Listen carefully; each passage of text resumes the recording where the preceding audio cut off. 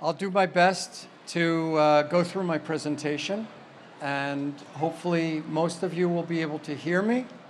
I know there are a lot of people in the room today. My name is Theo Spilka. That's me. I'm in charge of global business development and strategic licensing with dsm-frmenich. I've been with the company 34 years, and my job is very interesting because, by and large, many of the companies, many of the brands in many countries I meet with often ask me, what can I do to increase my business? How can I extend my business? How can I extend my distribution? How can I have greater success?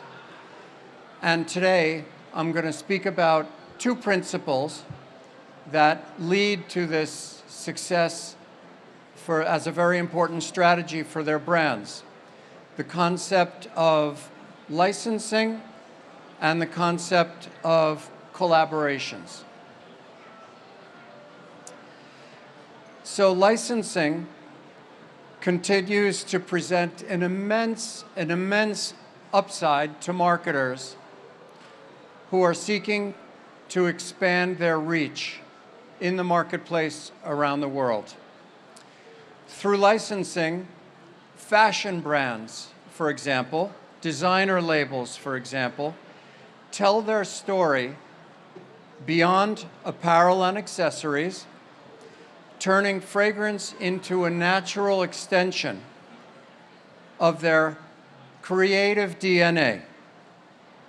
And as Thomas mentioned before, with respect to Paul Poiret, who was the first designer to extend into fragrance, I thought that was a very good point. Collaborations, on the other hand, provide for a limited capsule, like a limited life, for example, in which to extend their brand into new markets and new demographics, but with less compounded expense. Collaborations offer greater retail gravitas through greater visibility. Collaborations extend into other territories, exclusivity, immediate awareness, and engagement from perfumers and their consumers. So I wanted to show you and take a look at each of the two strategies of licensing and collaboration. The first concept on licensing shows that there's a great deal of upside, but by and large, it's a mid-term revenue stream. And when I say mid-term, I mean 3 to 5 years. Generally not 10 years and beyond. The goal is to obtain the license, the intellectual property from the licensor, the owner of the brand. And this is generally done with lifestyle brands, it's done with designer labels, and in a large extent, been done through a great deal of exposure and license deals with celebrities. And celebrities is a lot of what I do in working with talent around the world that can bring value to creating their own brand. The first objective is to create the deal memo. And the deal memo provides for a framework of what the marketer wants to do as far as a deal. And that is presented to the licensor or the brand or the talent for them to approve it and to negotiate. The first thing, of course, as far as the term is concerned, is how long do we want it to be? And 3 to 5 years is the average license term. To do any less than 3 years would not provide enough value to the marketer who is front-loading all of the expenses. The term sheet provides for a great deal of information, such as the categories. So the categories of beauty, for the most part, encompass fragrance, it encompasses color cosmetics, skincare, and hair care. So the first thing to really specify, of course, is what category you want to extend. Next is the class of trade. So the class of trade, for example, in trademarking, involves in beauty class 3 of trade. This is very important. Class 4 of trade is home products, home fragrancing, ambient scenting. Class 3 is generally all for cosmetics and fragrances. So after the categories, segments, and products, you want to explain to the brand what products you want to exploit. Do you want eau de parfum? Do you want eau de toilette? Do you want line extensions, body products? Do you want products for the hair? Do you want products for the skin and emulsion as an extension of that flagship fragrance? You have to specify what products you want. And then, of course, the territories are also significant. It's a significant point of negotiation. Do you just want a global right? Do you want rights just to your region? Do you want limited rights? You have to specify what type of territories you're looking to get. And that's determined through your channels of distribution. Channels of distribution, is it a value play? Is it a prestige play? Is it uber luxury? Is it niche, very narrow distribution? Is it only e-commerce? Is it something it's only going to be on Tmall or only going to be on Amazon? You determine the channels of distribution. Now, if you want to be in all of them as an omni-channel, you specify that. After that, if you're dealing with a celebrity, for example, you say, what are the services that you want that celebrity to do? Do you want them to show up? Do you want them to appear? Do you want them to post? Do you want them to endorse the product? Do you want them to help create the product directly with you? How involved do you want them to be? These are all points of negotiation. Trademarks, who negotiates them? Are they owned? Must the marketer pay to protect them internationally? These are very important considerations as well. Then there are options to renew. If you do a 3 to 5 year deal, you can decide to extend if the sales are meeting certain targets. You can extend for another 2 years or another 5 years if certain performance targets are met.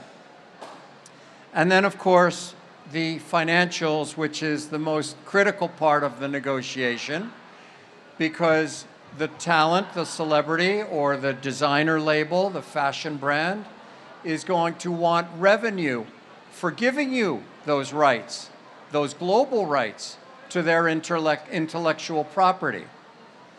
So the financials are very important. The royalty percentage, how much they will get paid off of net sales, what percentage goes back to the brand, goes back to the celebrity. That's how they're going to get paid. And certain brands will want what's called a GMR, or a guaranteed minimum royalty, that even if the fragrance does not sell well, they still get paid. The GMR is a critical point of negotiation. The rest of it are talent expenses. If you're dealing with a celebrity, you want them to appear in a store, you want to fly them to an event in France or in Shanghai, you have to pay for that. You have to pay for security. You have to pay for the hotel. You pay for their hair and the makeup and the dress. That's all expenses that the marketer has to pay for. And then you negotiate in this deal memo what you want the launch timing to be. In general, the launch cannot be done successfully in under a year. So that's very important to say up front. Following the deal memo, once everyone is agreed on the framework, you proceed to what's called the long form. And the long form is a long legal document that gives the details about everything that you just agreed to. So it talks about process, it talks about rights of approval, it talks about you have to give feedback within a certain amount of time, or we're going to consider it approved. That's on packaging, design, fragrance. All of those things have to be approved. If it's a fashion brand, people like to talk about partnerships with other licensees. So the people doing the coats, or the accessories, or the hats, or the eyewear, they want to ask if the other partners will promote the beauty product as well. So for every pair of jeans you buy, you get a sample of the beauty product with every package that goes out. Partnerships with other licensees is very important to promoting your product. Product registrations are important because that's another expense that the marketer has to pay for to register the product internationally. The selling rights, where the product is sold, the long form expands on where the marketer is allowed to sell their product. No gray market, no deep discounting, full price only, prestige stores only. All of this is detailed in the long form. And finally, the termination and renewal. So the long form details what can justify terminating the agreement. If you launch something and you didn't get the proper approvals or validation, that's considered a breach, and the brand can terminate their agreement with you. Conversely, if the marketer is launching the brand and they want the celebrity to appear in a major perfumery, and the celebrity doesn't show up, it's happened. These might constitute grounds for terminating the agreement. So this is very important. Licensing is a little bit more complicated, but it can be much more rewarding because it's a longer-term deal. If anyone has any questions on this, please ask me later. I'm happy to answer your questions. Now, as far as collaborations are concerned, collaborations are easier, but they require two brands to come together. So you have fashion brands that are shorter term. They're also limited life. There are no royalties in general. It's what's considered a flat fee. I'll pay you $100,000 to be able to collaborate with your brand. The approvals and the influence is very important for both sides to agree.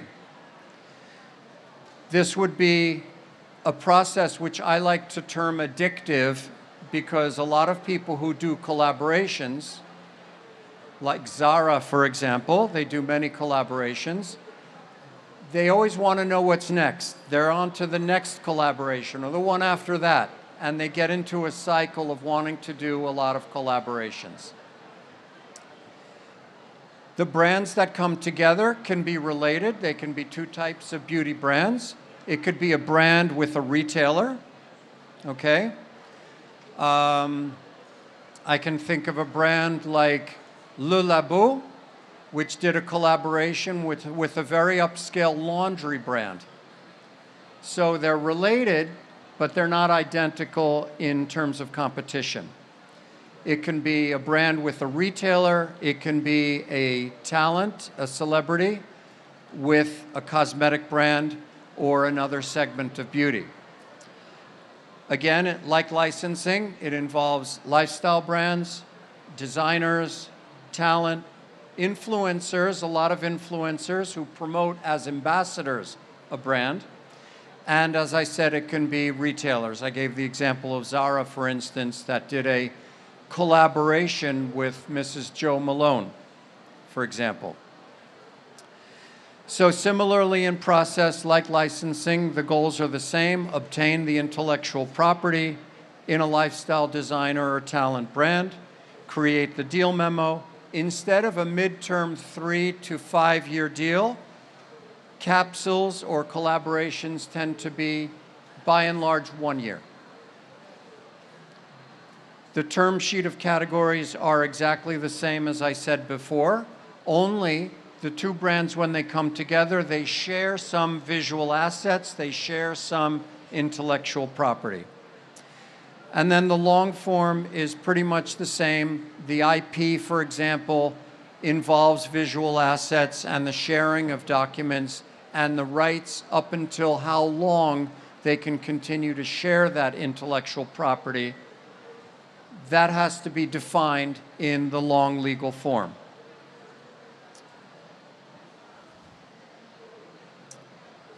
So as I said, with respect to the collaborations, the term and the long form are the same, more or less. The term of the deal is shorter than the license, but the process is very addictive, but at the same time, many of them work very, very nicely together. There was a brand that was owned by Manzanita Capital called Malin & Getz. It's a very trendy skincare bath and body line. And they did a collaboration with a very downtown, very trendy retailer like Kith. Kith is a very trendy retailer, and Malin & Getz developed a line with Kith, and they carry the name of the retailer on the brand's name. So collaborations are a very important tool that can be done quicker for a shorter period of time that can lead to good, successful results. Some of the brands that you see here, our company, dsm-frmenich, put together with different marketers. There are examples of fashion labels, of celebrity brands, of lifestyle brands here. This is just a small example of what our company put together for marketers in many countries around the world. Each case is a little bit different. Sometimes there was an existing fashion brand that wanted to find a new home. Sometimes there was a celebrity talent like Dwayne "The Rock" Johnson created a brand called Papatui that you see on the top left, which is the #1 selling bath and body brand in all Target retailers in North America, and expanding through other channels of distribution such as e-commerce. One of the more recent ones that we've done is involving Cirque du Soleil and involving the football player Lionel Messi. And these are all examples of brands that have suited the marketer and how fast they wanted to grow, in how many markets, with the right budget. I always like to say that there's a brand for anybody with the means to expand. The budgets all vary. My job is to find the right brand for the right company to suit their objectives. So in closing, I just wanted to say that this strategy of collaboration and licensing is a very dynamic one. It's used quite prevalently throughout the industry. And sometimes people ask me as it relates to celebrity, will they always be as popular in the beauty industry? And I say that with respect to endorsements, so many brands out there today, you see a film star, you see an athlete, you see a talent or another that suits the brand as an existing brand. And those people endorse that brand. On the other hand, many talent want to develop their own products with their own name on them. And we're also seeing an ongoing flow of this activity. It remains very popular today. And I'm not just talking about North America. We see this in India, we see it in Asia. Many, many companies are taking advantage of this strategy to grow their business. So again, I'm here afterward. I want to thank you for having me here today, for listening to me about this side of the business, and happy to answer any questions you may have when you're ready. Thank you very much for your attention. Thank you.